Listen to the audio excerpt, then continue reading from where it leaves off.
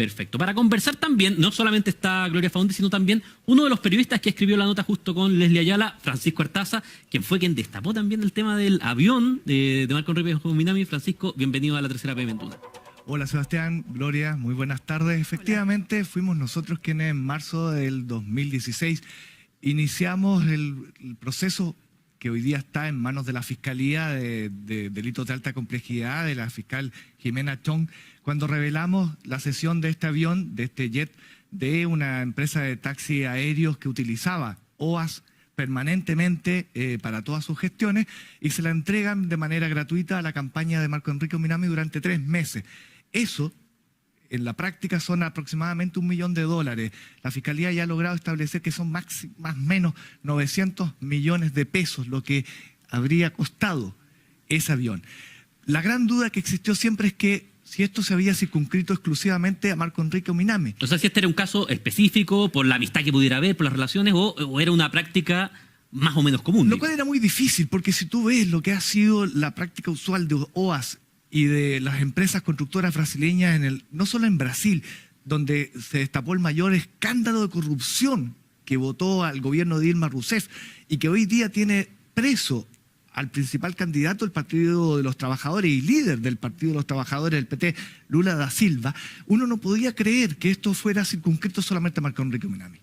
Entonces, en este caso, para entender bien, Francisco, lo que demuestran los correos electrónicos al menos que había contacto entre miembros relevantes de campañas, de financiamiento de campañas, como Giorgio Martelli, con el equipo de OAS que, al parecer, digamos, habría hecho contribuciones, probablemente algunas dentro de la ley y tal vez otras fuera de la ley, que eso es tema de investigación. Digamos. Lo que da cuenta de lo que nosotros revelamos con estos correos electrónicos es que existía una suerte de mecanismo, como lo llama hoy día la serie que se está dando en Netflix, que se refiere precisamente a la forma de operar de estas grandes constructoras brasileñas en Brasil. Lo que hace OAS principalmente, porque es la única que se ha instalado en Chile, las otras empresas constructoras no alcanzaron a llegar con grandes inversiones. Era una suerte de transferencia que se hacían préstamos mutuamente de las sucursales brasileñas a sociedades en Chile, en este caso OAS Inversiones, lo cual les permitía poder hacer donaciones políticas en Chile. ¿A cambio de qué? Por lo menos, a la luz de lo que tenemos en los correos electrónicos, era petición de entrevistas y de reuniones con ministros, con autoridades políticas de la época, a fin de darse a conocer y demostrar cuáles son los proyectos en los cuales OAS tenía interés de participar. O sea, al menos gestiones de lobby, que es lo que reconoce hoy día el propio Giorgio Martelli en una declaración pública que emitió. Él dice, bueno, esto se hacía, es muy parecido a lo que él dice, es muy parecido a lo que se hace hoy con la ley del lobby, en esa época no existía. Por lo tanto, yo lo que hacía más bien era hacer estas gestiones. Lo que pasa es que la magnitud de esto se desconoce. Tenemos apenas atisbos. Recién este correo habla de donaciones que eran del orden de los 29 millones de pesos, que era el límite que en esa época permitía la ley para hacer aportes reservados. Pero, lamentablemente, estos delitos quedan prescritos, por lo tanto la investigación judicial no avanza más allá que simplemente usarlos como elementos de contexto para poder verificar cómo era la forma de actuar de la empresa OAS en Chile en términos de platas políticas. Pero quedan un montón de cosas en la nebulosa que, a mi juicio, son indispensables de investigar y esas son las que está en estos momentos parte de la clase política empezando a exigir, desde tanto el presidente Piñera como otras autoridades. Bueno, de hecho, hoy día el reportaje causó mucho revuelo. El mismo Sebastián Piñera dijo que se tenía que investigar, misma posición que tuvo también el ministro secretario general de la presidencia, Gonzalo Blumel, y justamente por eso, Gloria, te quería preguntar por la relevancia política de estas revelaciones. Uno a veces se pierde un poco entre tantos temas de platas políticas que ha habido. ¿Cuál es concretamente el efecto que puede tener esta revelación de reportajes de La Tercera hacia adelante en un tema tan espinoso como es el del financiamiento de la política? Primero, a mí me parece que hay un tema de contribución efectivamente a cómo funcionaban estos mecanismos de plata que se comienzan a develar ya cuando van avanzando las investigaciones. Es importante lo que dice Francisco en el entendido de que Chile estaba un poco fuera del gran escándalo latinoamericano de esta constructora que hacía muchos aportes. En Chile también hubo ese aporte. Hubo aporte y eso está claro. Hay que ver la naturaleza y son legales o ilegales. En el caso de Marco Enrique ya se demostró que era ilegal y él está formalizado por fraude al fisco. Hay que ver qué pasa en este caso. Ahora, consecuencias, muchas, porque tú hacías alusión a la declaración de Martelli de hoy día en la mañana y él efectivamente hay una cosa que él señala claramente, que es que a él, por instrucciones de su comando, se le pide tomar contacto con la gente de Él dice que es el OAS. comando de Eduardo Frei el que 2009. le pide hacer las gestiones, digamos, que están documentadas por correos electrónicos. Y hay que preguntarse entonces si esta instrucción también iba adosada al hecho de que se abrieran puertas, porque al menos está claro que la gente de OAS tuvo acceso a 3 ministros de Estado de la época: Sergio Vittar en Obras Públicas, Marcelo Tocman en Energía y Santiago González en Minería. Hay hasta fotografías de esos encuentros. Entonces, ¿cuál era la moneda de cambio? Era esa, efectivamente, se hacen donaciones y se permite la entrada a los despachos de las autoridades. Eso es una duda.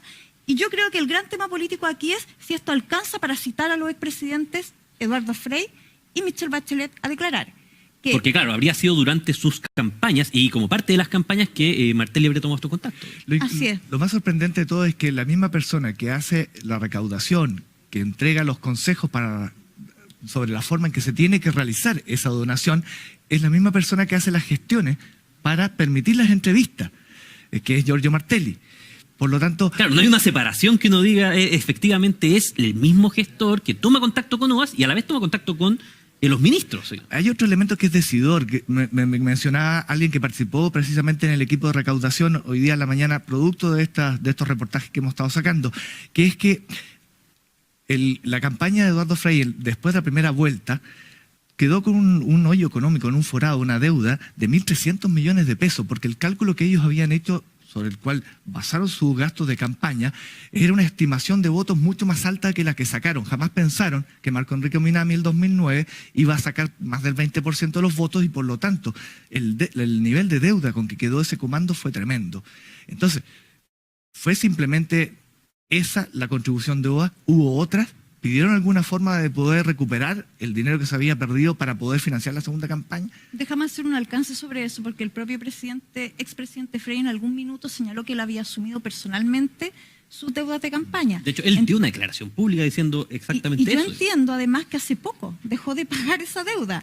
Entonces, como las platas políticas en general tienen una trama que oculta, hasta ahora la investigación ha descubierto un aporte reservado, que está la duda de si es legal o ilegal, en el entendido en que las empresas extranjeras no pueden hacer aporte reservado Eso es lo que Chile. marcaba Francisco. Incluso se crea una subsidiaria de OAS en Chile con el afán de que esa donación fuera legal, digamos, pero todavía entiendo que eso sigue siendo materia de la investigación si se materializó de esa forma. Yo entiendo que la donación de los 60 millones está totalmente acreditada, ¿no? Tú tienes más antecedentes de eso, Pancho, porque se dio cuenta de la ruta, ¿no? De los 29 millones está absolutamente acreditado en la investigación porque, como dices bien, Gloria, no solo se detectaron los correos electrónicos, sino que además lo que hizo la investigación en el momento de incautar los computadores, establecer toda la contabilidad de OAS, y allí está exactamente cuándo y de qué modo, hasta el número del cheque, con que la constructora OAS pasa los 29 millones y fracción a OAS Inversiones con el acápite, donación política. O sea, más claro echarle agua. Por lo tanto, respecto de esa donación, es plata que viene de la constructora brasileña a una sociedad que funcionaba como consultora de OAS, que eran los mismos gerentes, para la campaña. Gloria, Francisco, quisiera consultarle sobre un punto que está abordado en profundidad en la edición de la tercera PM de esta tarde, que es que estamos hablando siempre de platas políticas, de cómo son las rutas, y hay nombres que se repiten. El de Giorgio Martelli es uno muy evidente, pero pareciera que esta trama, digamos, hay puntos de convergencia entre, por ejemplo, el caso OAS, el caso SQM. Pareciera que esto, en el fondo, saca una radiografía bien clara de cómo fue, al menos en pasado, el financiamiento de nuestra política, ¿no? Así, Gloria. Y a mí eso es lo que me parece que es lo más importante respecto de lo que uno pueda señalar respecto de este reportaje, de su efecto. Porque efectivamente hasta ahora hay una discusión, los hechos están prescritos. Entonces no es claro si aquí efectivamente vamos a tener gente formalizada o con algún tipo de condena. Primer tema. Segundo, yo creo que efectivamente lo que aporta es dar a conocer cómo se daba este mecanismo de dinero. Y efectivamente nosotros mismos nos sorprendimos porque nosotros siempre pensamos que Martelli, como él mismo se autodenominó, un operador político que comenzó a funcionar el 2013, en la famosa precampaña de la presidenta Bachelet, ¿no? Claro, pero, y esto tira bastante más atrás, a lo menos decir, 4 años más atrás. Claramente, él era una persona que tenía conocimiento y expertise en el manejo de platas políticas, al menos desde el 2009. Eso es lo que queda totalmente acreditado. No era un personaje menor, era un personaje que, al menos a la luz de estos antecedentes, se ve como un gestor claro en la obtención de de dineros, y lo extraño además es cómo él mismo tenía acceso a abrir puertas de autoridades de gobierno. Que eso yo creo que queda lo muy evidente en los sorprendente, correos. ¿no? Muy patente que Giorgio Martelli tenía poder para fijar reuniones, para gestionar contactos. Es más, hay un correo en el cual él solicita expresamente a Felipe Parravicini, que era el gerente general de OAS en Chile, que no lo incluya en la nómina que OAS está presentándole al ministro Sergio Vittar y al ministro de Energía de la época, Marcelo Tocman, como parte de la representación de OAS en Chile. Y él, al revisar, porque revisa con anterioridad el correo que se envía a la autoridad y le dice, por favor, Felipe, no incluyas mi nombre y por mucho menos digas que voy en representación de OAS. Lo que uno puede pensar, la suspicacia, ¿no? Algo malo debía estar haciendo Algo si raro él había, dice. efectivamente está pidiendo que se le omita.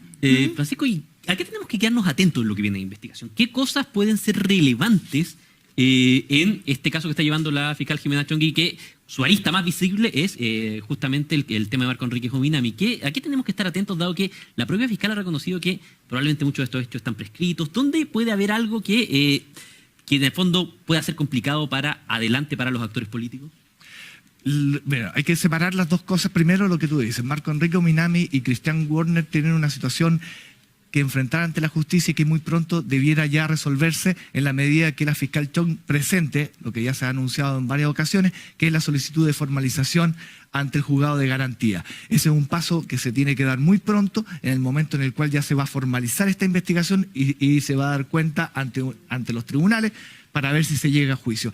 Marco Enrique Jominami en todas sus declaraciones siempre ha dicho que él exige un juicio. Lo dijo cuando Contese empezó a declarar y lo involucró directamente en el caso de SQM, y lo volvió a reiterar a raíz de estas nuevas revelaciones. Por lo tanto, solo cabe esperar en el caso de ellos es que efectivamente se lleve a un juicio, que ese juicio sea oral y que no termine cerrándose con medidas de prescripción o que con otras, situaciones, y por lo tanto se esclarezca y ojalá haya algún tipo de sanción. Respecto de los casos anteriores, lamentablemente nuestra legislación siempre fue en beneficio de los incumbentes. Y volvimos a caer en la misma situación cuando a la luz de todos estos escándalos de platas políticas, se modificó la legislación y se volvió a hacer un nuevo sistema de financiamiento de los partidos políticos con platas públicas, pero nuevamente se restringió el tiempo de investigación a 2 años. Lo cual es muy poco, porque entre que se entreguen las rendiciones de cuenta, que se puedan indagar y se puedan investigar, las posibilidades de prescripción son altísimas. Por lo tanto, respecto de eso, yo tengo dudas realmente de cuánto más se puede seguir investigando por el área judicial. Pero lo que no puede haber es que no haya una sanción social en un periodo en que hubo un alto grado de efervescencia y de molestia respecto de la forma en que se estaba financiando nuestra política, en que se estaba poniendo en duda respecto de nuestra propia democracia, el que no haya ningún tipo de investigación, aunque sea de los medios de comunicación y de la propia clase política, frente a esto. Francisco Artaza, Gloria Faúndez. Hay otro tema pequeñito respecto de la duda de si se va a citar a los expresidentes Frey y Bachelet, que sea un tema, y lo otro que también tiene una arista que es política, porque ya Chile Vamos anunció una comisión investigadora donde se puede también avanzar respecto de eso. Y déjame decirte una pequeña cosa también que va a tener que ver con por qué los brasileños no han colaborado con la investigación acá en Chile, porque efectivamente la fiscal Chong ha hecho esfuerzos por obtener más antecedentes de esta trama. Lo que pasa es que los ejecutivos brasileños en los otros países que han colaborado han exigido delación compensada. O sea, se le garantiza inmunidad. Algún tipo de inmunidad o de reducción. En Chile no existe la figura. Ese es el tema. Entonces no les conviene porque estarían reconociendo probablemente delitos. Y con las sanciones, digamos. Bueno, si uno pide delación compensada es porque efectivamente puede haber algún tipo de delito, ¿no? Sí. Al menos la suspicacia. Claro, es llamativo cómo seguimos descubriendo esta trama de dineros muchos años después de que comenzó a revelarse, pero estaremos atentos a cómo siguen los acontecimientos. Don Francisco Artaza, periodista de reportajes de La Tercera, le agradecemos su presencia hoy día acá en La Tercera PM en Radio Duna. Son las 17:15, seguimos en un momento con el programa. Una nueva mirada de los temas de hoy. Escuchas La Tercera PM con Sebastián Rivas y Nicolás Vergara. Estamos en La Tercera PM en Duna, son las 17:15 de la tarde y estábamos hablando del caso OAS, que tuvo mucha repercusión hoy día. Otro tema que tuvo repercusión es el tema que va hoy día, de los temas de hoy de La Tercera, sobre la cifra de infectados por VIH-Sida. Esta es una cifra que habitualmente está en la nebulosa, que no hay cifras muy confiables, pero la unidad de investigación de la tercera consiguió las cifras que maneja el MinSal, que no eran cifras públicas, y revelan, por ejemplo, temas como alza de los extranjeros que están notificados por el VIH-Sida. También hay desgloses que tienen incluso por etnia. Para conversar de eso estamos con el periodista de la unidad de investigación, Sebastián Labrín. ¿Cómo estás, Sebastián? Hola, buenas tardes. Lo primero que te quería preguntar es cómo se llegan a estas cifras, porque yo creo que la historia vale la pena para quien no la conozca, porque estas cifras no son públicas, o digamos, o no estaban publicadas en un lugar, no era cosa llegar y sacarlas. Son cifras exactamente difíciles de conseguir. Tardamos alrededor de 4 meses en conseguir y recopilar esta información, principalmente porque el Ministerio las restringe pensando de pronto en un tema de protección de datos, de información y acceso. Y principalmente nos costó incluso llegar al Consejo para la Transparencia, donde finalmente pudieron y tuvieron la obligación de entregar este desglose que hasta la publicación de hoy no era conocido según los propios expertos del tema. Por ejemplo, expertos en VIH de hospitales públicos y también expertos que trabajan en esta área que conocen la importancia respecto de las políticas públicas que se pueden empezar a desarrollar a propósito de cifras de este tipo. Así que fue una pelea de 4 meses continuos con el Ministerio. ¿Pero hay alguna razón real de por qué no se dan a conocer estas cifras? Denegaban la información, no permitían el acceso directo. Esta no es una información pública que puedas desglosar de pronto en sitios del Ministerio.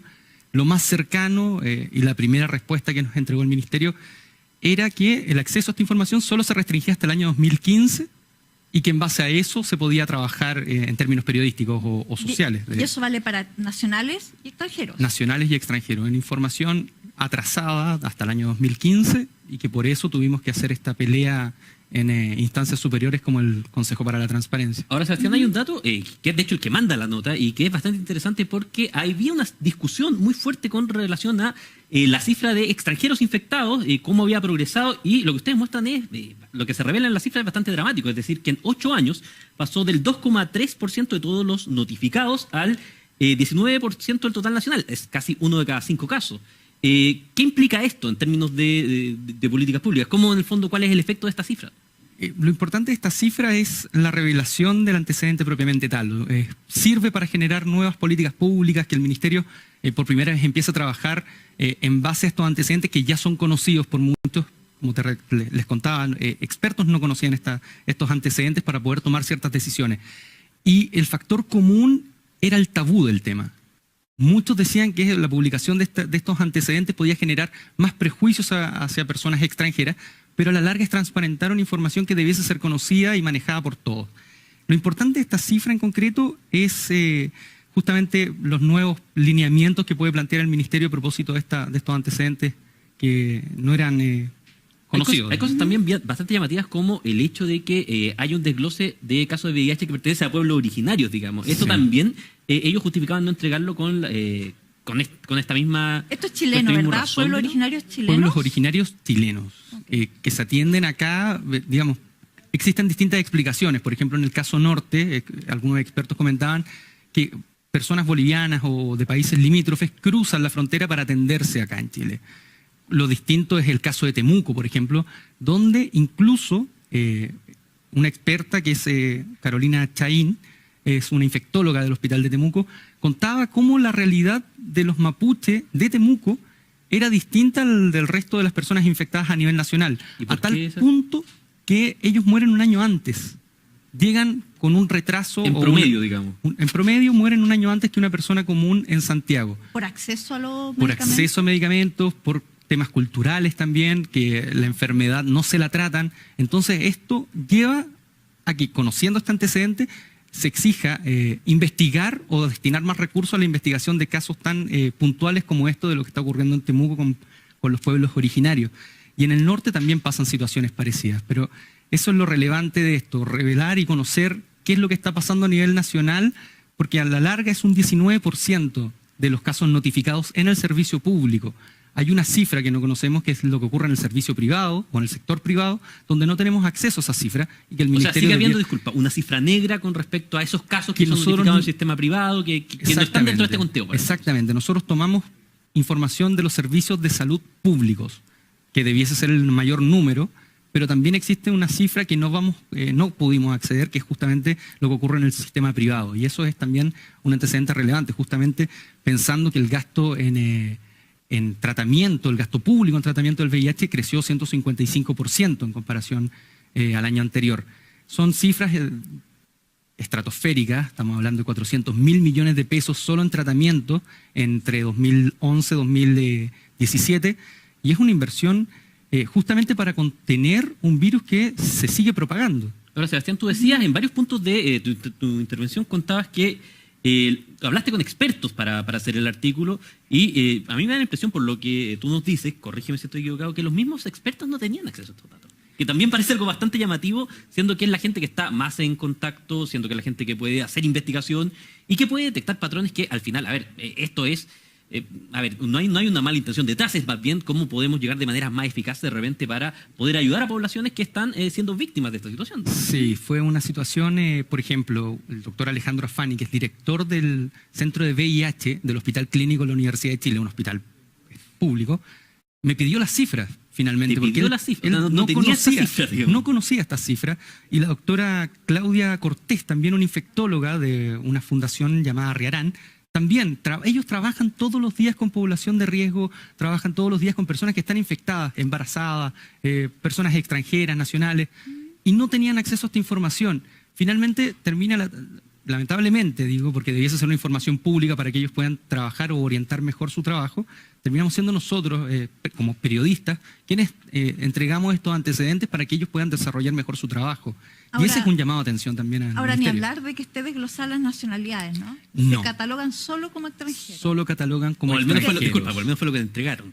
Eso fue, y eso es que lo, aquí eso dan es un lo dato llamativo. interesante en el artículo que tiene que ver con que muchos de los que vienen para acá vienen a tratarse directamente del virus. Justamente, es un desglose que no existe por parte, no es que no lo tengan entregan. conductas que generen, digamos, el contagio. Al contrario, ellos vienen a tratarse. Justamente, es uno de los antecedentes que le dicen, no recuerdo en este minuto el nombre, pero es como una migración a propósito de tratamiento. Una migración de salud, digamos, o sea, por salud, por tema de salud. Justamente, como lo que ocurre en Venezuela, por ejemplo, explicaba una experta, que es donde no tienen acceso a drogas para el tratamiento, viajan a Chile, se radican en Chile y se pueden seguir atendiendo para que su enfermedad no avance. Claro. Y es una situación complicada, además, porque el ministerio no entrega el detalle de qué nacionalidad corresponde cada cual.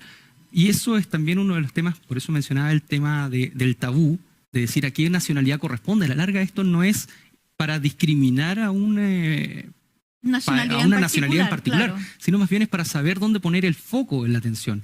Eso es lo que nosotros debiésemos conocer también, y justamente conocer dónde está radicado este problema mayormente en ciudadanos extranjeros que no tienen una relación que ver con la discriminación, sino con el conocimiento de información que es importante para todos, básicamente. Sebastián Labrín, periodista de La Tercera, muchísimas gracias por estar hoy día en La Tercera PM en Radio Duna. Gloria Faúndez, también un gusto como siempre estar contigo. Y nosotros nos vamos a una pausa en La Tercera PM en Radio Duna, son las 17:23. A la vuelta, Nicolás Vergara viene con los panelistas de hoy, Carolina Schmidt y Juan Ignacio Brito, a analizar la coyuntura nacional que está bastante apasionante. Vamos a una pausa y ya volvemos en La Tercera PM en Radio Duna.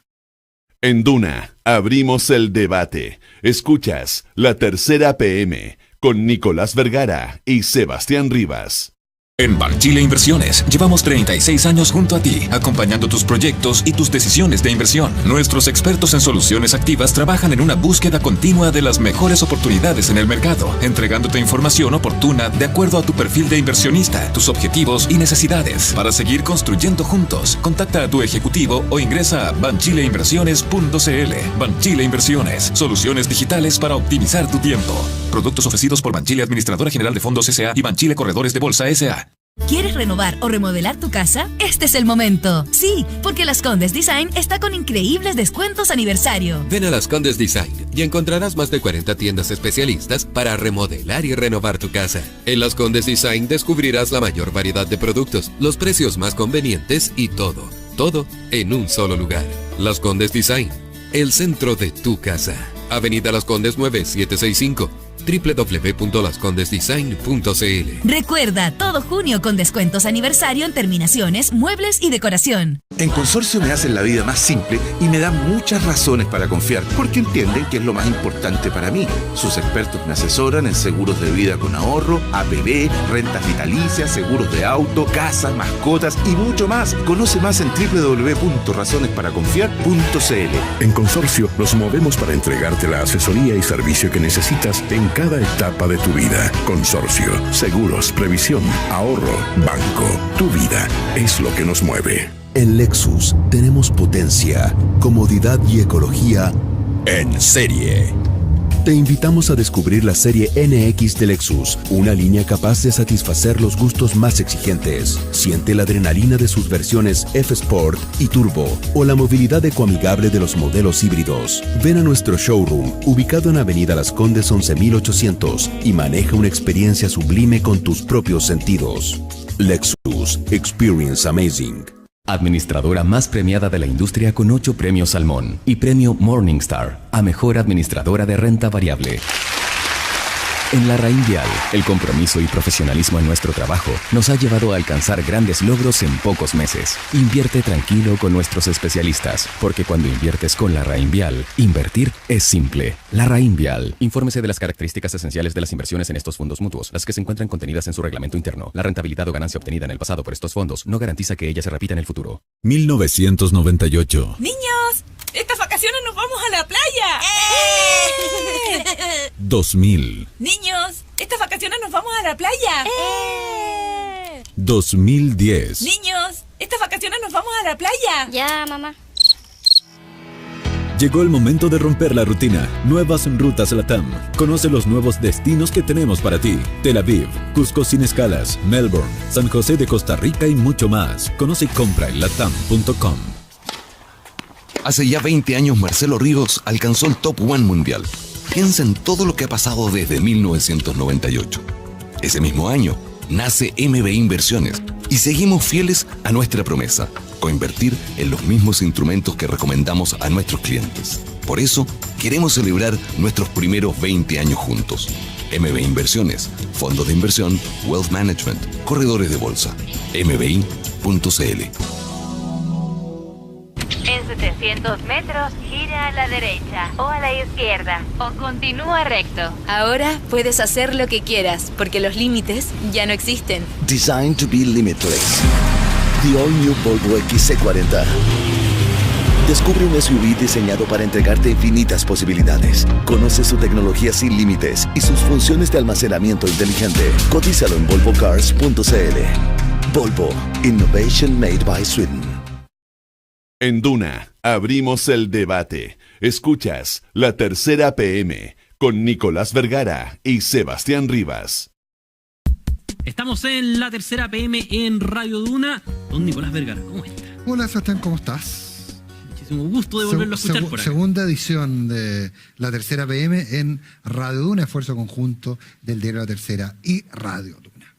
Además, estamos con nuestros columnistas de día lunes. Con los del lunes. Empezamos la rotativa. Están con nosotros Carolina Schmidt y Juan Ignacio Brito. Gracias a ambos por acompañarnos. Muchas gracias por invitarnos. Gracias a usted. Anunciaba, Sebastián, una agenda muy cargada. Una agenda bastante cargada por la cuenta pública, por esto mismo que estábamos conversando hace un momento, de el caso OAS, digamos, que vuelve a reflotar. El caso OAS, sin duda, que es un tema a tener en cuenta. Ahora, finalmente, tal vez la pregunta como que uno podría formularse es demasiado distinto lo que vimos, lo que pudimos ver en los correos, a lo que ocurría en una época distinta, estamos hablando hace 10 años. Hoy día no habría espacio para algo por el estilo, pero era la práctica habitual. ¿Podrá convertirse esto en el escándalo final, comillas, de los gobiernos de la Concertación? Yo creo que es verdad que no vemos una forma de hacer, más que por lo menos delitos o cosas que uno diga una corrupción activa, etcétera, cosas así. Lo que vemos es a un lobista que a su vez está encargado de una campaña presidencial, ¿no es cierto?, que parece que cobra por los dos lados, cobra la campaña y cobra a los que le hace lobby, ¿no es cierto?, y que se reúne con autoridades, que busca autoridades para hacerlas conocer a esta empresa brasileña, etcétera. Yo veo una forma de hacer que naturalmente hoy estaría muy mal vista. En esa época yo creo que tampoco era bien vista porque era bastante secreto, ¿no es cierto?, todo esto, pero una forma de hacer que parece haber sido bastante más habitual de lo que sabíamos en esa época. Ahora, pero ¿era tan secreto si había que mandar un correo indicando los nombres, los temas, y eso eventualmente que tanto es así que quedó en los registros? No, me refiero secreto a la opinión pública. Perfecto, o sea, no era de cara a la opinión pública todo esto. La opinión pública no conocía esto y eso en algún minuto la escandalizó. Yo creo que hoy no nos escandaliza tanto como nos hubiera escandalizado esto hace 4 o 5 años. Ahora pareciera, Carolina, que el momento también es bastante particular porque uno ve el caso de Chile, pero también ve lo que está pasando en otra parte del mundo. O sea, en Perú, hace nada, digamos, cayó un presidente, Pedro Pablo Kuczynski, por este caso. En España, no por el mismo caso, pero por situaciones similares, por una condena por corrupción. Se acaba de juntar los votos para una moción de censura con Mariano Rajoy. Pareciera que el tema está cobrando relevancia y uno también se pregunta si esto va a ser un caso donde pueda haber consecuencias, aunque sea política, digamos, para las personas o no, digamos. Bueno, yo desgraciadamente creo que esto no acaba acá. Yo creo que hoy tenemos acceso a una cantidad de información que está saliendo permanentemente, no solamente en la política, lo vemos también con los abusos sexuales en la iglesia y lo vemos en todo orden de estructura donde había una forma de hacer las cosas que estaba semi-institucionalizada, donde todos sentían que era el deber para mantener una forma de hacer las cosas, para mantenerse en el poder, era aceptado el otro para forma. mantener el cuidado, ¿verdad?, de la iglesia, etcétera, en que se tendían a aceptar ese tipo de cosas que no son aceptables. Más allá de eso, si van a haber consecuencias desde el punto de vista legal, estamos viendo que en el caso particular que salió, ¿verdad?, delatado por la tercera y estos correos que aparecen en el año 2009, OAS, cuando Giorgio Martelli había dicho que había conocido a OAS recién en el año 2014 y que antes no había tenido ninguna relación, y hoy queda de manifiesto que esto no solo no es así, sino que habían plata de por medio que le fueron depositadas, etcétera, pero está prescrito, por lo tanto no van a haber sanciones legales al parecer por estos casos, pero lo que no quiere decir que no hayan sanciones políticas, que hoy día la ciudadanía no acepta este tipo de forma de operar ni de la política ni de ninguna institución seria. Claro, lo que pasa es que la sanción política, ¿para quién? Porque en realidad Giorgio Martelli, naturalmente, yo creo que como operador político, como él mismo se definió alguna vez, ¿no es cierto?, queda claro que lo era, digamos, y era un lobista, y era varias cosas a la vez. Ahora, Sergio Vitar, ministro González, etcétera, gente de ese estilo. O sea, yo creo que el daño político puede ser para Michelle Bachelet, que está tratando de hacer una suerte de retorno o algo así, le va a quitar legitimidad a ella para hablar de algunas cosas, pero yo no veo un daño político sistémico como se vio en algún minuto, ¿no es cierto? O sea, es que le hace una gota más al océano. Exacto. Yo creo que hay un daño a la clase política en general, que como tú dices, una gota más no hace la diferencia, ya está, ¿verdad?, bastante dañada, pero de alguna manera contribuye a sentar que este era un comportamiento que se daba. Pero hay quienes sostienen que el hecho diferenciador es que aparecen vinculaciones directas con el Partido Socialista, que hasta ahora, en términos generales, bueno, ahora es relativo, porque teníamos, Fulvio Rossi no será senador, pero no será senador hoy día, y no será socialista, pero en fin, hay una serie de vinculaciones. Ahora, pero tal vez el elemento más fuerte de todo es que, y lo decía hace un rato Pancho Artaza, cualquiera que haya visto el mecanismo, esta serie de Netflix, que es bastante real en términos de los mecanismos, de las formas de operación, puede convencerse de que esto era solo la superficie. Y finalmente la manera de hacer de las constructoras brasileras es lo que nosotros pensábamos que en Chile no habían tenido espacio, pero finalmente si la recibían ministro tras ministro, si hacían aportes por más reservados que fueran, aportes que además burlaban la ley porque no eran reservados. Y recordemos que el sentido del aporte reservado era que fuera desconocido para el que recibe la donación, para no solo respecto a la opinión pública, sino también el que la recibía en forma anónima. El servicio estaba obligado a parcelar. Por ejemplo, si Juan Ignacio me quería donar a una eventual candidatura mía 1 millón, el servicio me mandaba 300, 270, y las mezclaban con otra, hacían una. Entonces, de tal forma de que yo no pudiera decir, esta es la plata fulano tal, pero aquí era clarísimo cuánto iba a ser y cuál era el monto. O sea, hay una cosa ahora, bien de fondo ahí. Cuando uno mira, ¿verdad?, toda la información, uno ve claramente una intencionalidad por parte de la empresa OAS de generar una ventaja en base a este dinero que estaba invirtiendo, ¿verdad?, en acercarse al mundo político. Hay un mail que es bien impactante que le manda el padre del gerente general de OAS en Chile, en que le dice: hijo mío, porque él le manda las fotos, ¿verdad?, de la reunión con los ministros, etcétera. Feliz, diciendo: padre mío, mira lo que he logrado. Y el padre, en una actitud de enseñar a su hijo el correcto actuar, le dice: hijo mío, las redes sociales son muy importantes. Es mejor compartir migajas con los ricos que tomar champaña con los pobres. He aquí la enseñanza del padre a su hijo. Esto te da cuenta de que el verdadero motivo era por parte de la empresa de generar alguna ventaja con esto, no así de los ministros que lo recibieron, que cumplieron con un protocolo que decía: oiga, reciba como reciben a millones de personas. ¿Qué quiere esta persona? Mira, quieren hablarle de que ellos son una empresa fantástica que hace muchas licitaciones en toda América Latina y que podría contribuir en la licitación.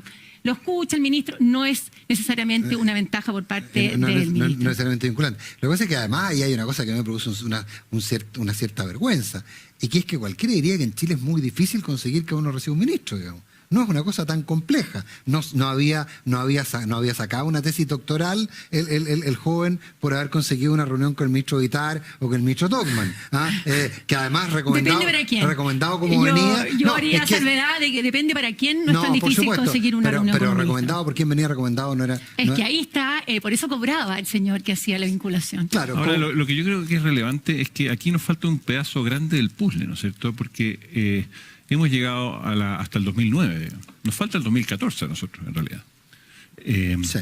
Que es un periodo en el que OAS está plenamente activo en América Latina, donde Chile parece ser una isla donde OAS aparentemente no había funcionado. Y actuó solamente como benefactor, digamos. Exacto. Entonces no sabemos bien, y ese es un hoyo todavía en las investigaciones, si es que primero, no sabemos si eso se está investigando claramente, o si es que hay alguna línea de investigación directa sobre eso. No sabemos qué pasó con OAS, no sabemos qué pasó con Martelli, que tuvo un rol por lo menos en la pre-campaña del 2014, etcétera. O sea, yo creo está condenado por ello. En el minuto en que lleguemos o que se llegue al 2014, ahí vamos a empezar a hablar de cosas más serias en términos de consecuencias, porque ahí está involucrada, estaría, digamos, la campaña de la expresidenta Bachelet, ¿no es cierto? Y eso es algo que no sabemos, que no se ha llegado, o porque no hay colaboración eficaz tampoco con Leo Piñeiro. Bueno, se condenó por el caso Soquimich, los 245 millones que recibió Martelli para la campaña, eso está con condena, llegó a un acuerdo, lo que... No, me refiero a OAS. Pero yo comparto lo que dice Juan Ignacio, hay un punto aquí, y es que Martelli tiene la llave. O sea, el día que alguien escriba el libro o haga la película sobre Martelli va a ser el hombre que se mantuvo en silencio. Ahora, el punto es, ¿el silencio de Martelli es permanente? Bueno, hasta ahora lo han mantenido bastante. Parece ser un hombre que se mueve por intereses. Claro, pero el problema, pero es muy importante lo que dice Juan Ignacio, porque si eventualmente aparecieran nuevas causas, la irreprochable conducta anterior desapareció y la colaboración eficaz no tiene el mismo efecto. Y por lo tanto, eventualmente, el siguiente escenario de alguien como Martelli u otros no sería una pena remitida, sino que sería eventualmente una pena efectiva. O sea, la pregunta no es solo si Martelli se va a quedar callado para siempre, si en realidad los que tienen la llave de esto y que ofrecieron colaboración eficaz, pero la justicia chilena no se lo dio, es Leo Piñeiro, ¿no es cierto? Sí, claro. El mandamás de OAS. Que no van a hablar mientras Chile no les dé impunidad. Y no se la puede dar por la legislación, así que va a estar difícil. 5 de la tarde con 39 minutos. En la tercera APM conversamos junto a Sebastián Rivas con Carolina Schmidt y Juan Ignacio Brito. En Duna escuchas La Tercera PM con Nicolás Vergara y Sebastián Rivas.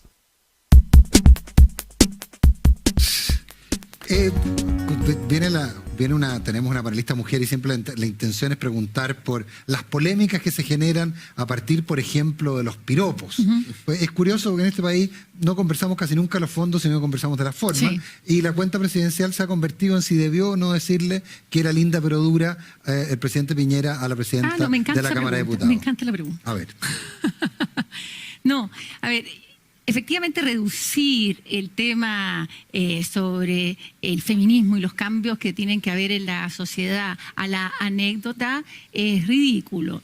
Pensar que el presidente Piñera o cualquier hombre de su generación se puede definir a sí mismo como feminista es un poco risorio. La verdad es que no va ahí el tema. El tema va en la voluntad real de hacer los cambios estructurales que necesitamos en la sociedad para permitir que hombres y mujeres podamos tener la misma libertad de elegir hacer con nuestras vidas lo que queramos hacer con nuestras vidas. Y eso implica cambios en las instituciones. Y aquí el presidente Piñera sí tiene un rol fundamental. Ese es el punto de fondo. Todo lo demás, la broma, esta pelea que tiene por los medios, ¿verdad?, Carlos Peña con el director del CEP o con Sebastián Edwards, de si es feminista, no es feminista, cuán feminista es feminista. Se puede no cambiar de opinión. Bueno, todo eso me parece que nuevamente es completamente secundario y más allá que si sea o no feminista, es qué voluntad real tiene el presidente Piñera de cambiar instituciones que permitan una estructura más igualitaria. Ahora, Carolina, hay un tema que es bien interesante porque cuando tú fuiste ministra de la Mujer, hubo una polémica, Sebastián, esto era mucho antes de la ola feminista y todo, Sebastián Piñera hizo un chiste en un minuto y tú le saliste a decir, bueno, y era el presidente, tú eres ministra. El chiste no solo es fome, sino que es hiriente. El mismo Piñera tuvo que pedir disculpas. ¿A ti te parece que hay que tener, en el fondo, en esos roles, un cuidado de lo que uno dice, de los gestos adicionales? ¿Te parece que Sebastián Piñera tiene que tener, en este minuto en especial, mucho ojo con, por ejemplo, la frase que le dice a Maya Fernández por la señal que puede dar? Por supuesto que tiene que tener cuidados y que una imprudencia señalar ese tipo de cosas. Ahora, pedirle a una persona que durante toda su vida ha sido natural un tipo de comportamiento, cualquier hombre de la edad del presidente, y ustedes lo saben, ha sido criado y normalizado que estos chistes son simpáticos, y decirle a una mujer que es bonita lo encuentra que es un piropo. Decirle eso a un hombre encuentra que no se le ocurriría, que lo van a pensar que es gay.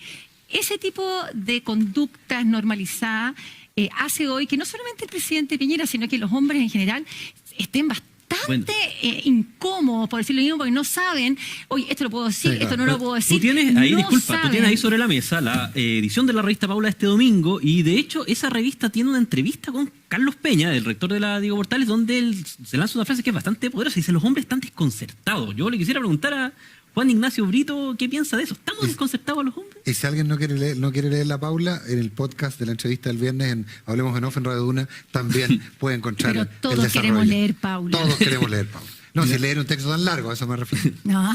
Juan Ignacio Brito. No, yo encuentro que Carlos Peña tiene una tesis, escribió este libro, ¿no es cierto?, lo que el dinero sí puede comprar, etcétera, y todo entonces ahora cae en que es una consecuencia del capitalismo, ¿no es cierto? El capitalismo es la consecuencia, es la causa de todas nuestras conductas, las estructuras, etcétera. Yo pienso que naturalmente hay conductas que son abiertamente reprensibles. O sea, nadie puede justificar la violencia que existe contra la mujer o contra los niños en nuestra sociedad. Nadie puede justificar abusos de poder, cuestiones de ese estilo. Ahora,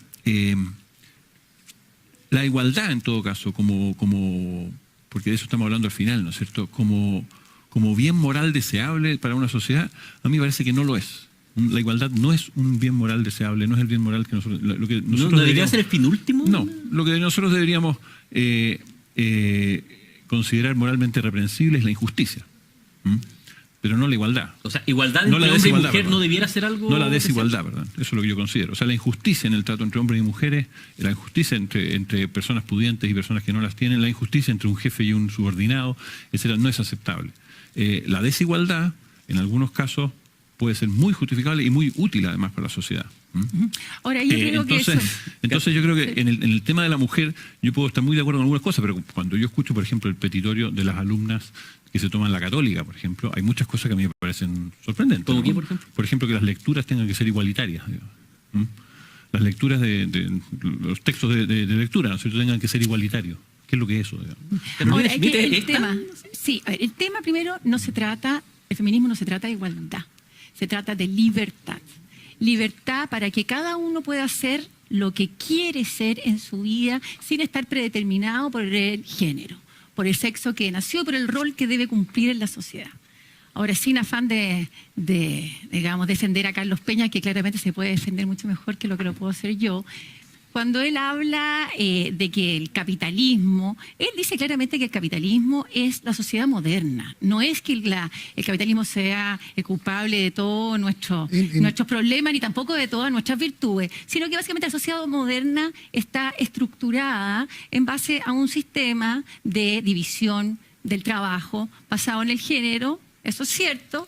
Es así como está organizada la sociedad moderna, y eso implica que la cancha hoy día es desigual para que hombres y mujeres podamos hacer de nuestra vida lo que queramos ser, porque el hecho de haber nacido hombre o haber nacido mujer genera en nosotros imposibilidades de poder alcanzar nuestros sueños de manera, te das cuenta que me está ¿verdad?, argumentando en términos de inhabilitada. justicia, no me está argumentando en términos de libertad. Exactamente, porque el feminismo no tiene que ver con la igualdad, tiene que ver con la libertad. No, pero y eso te das es cuenta, muy importante. tu argumento Por es, supuesto. pero no es libertad el argumento. La manera que tú argumentas es de justicia, no de libertad. Sí, y eso es lo que es. Por eso cuando Sí, digamos estoy las de acuerdo, causas del estamos de feminismo, acuerdo. En eso estamos completamente de acuerdo. Yo tienen que considero- ver con eso, más que con que seamos iguales, porque claramente hombres y mujeres no somos iguales, entre los hombres no son iguales, entre las mujeres no somos iguales. Lo que queremos es que cada uno sea lo que auténticamente quiere ser y no estar predeterminado por lo que puede ser dado el rol que debe cumplir. O sea, lo que entre comillas se le permite. Se le permite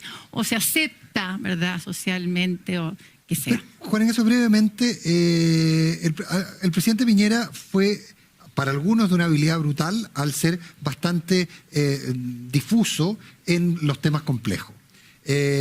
¿Tú hubieras preferido, por ejemplo, en temas de opción parental u otras materias, una definición más clara de Piñera?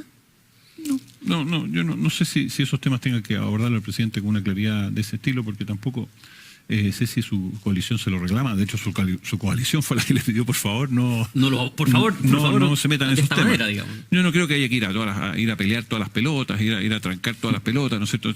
En términos futbolísticos. Exacto, no creo que eso sea hábil ni prudente. Así que yo no veo que haya... Ahora, claro, lo que yo creo que a Piñera más bien lo que se le pide es conducción. Yo creo que su discurso tiene algo de conducción y tiene algo de confusión también en términos de ¿En qué confunde? Yo creo que hay una confusión generalizada, digamos, de qué hacer con la modernidad, digamos. O sea, qué es lo que la gente está reclamando, digamos.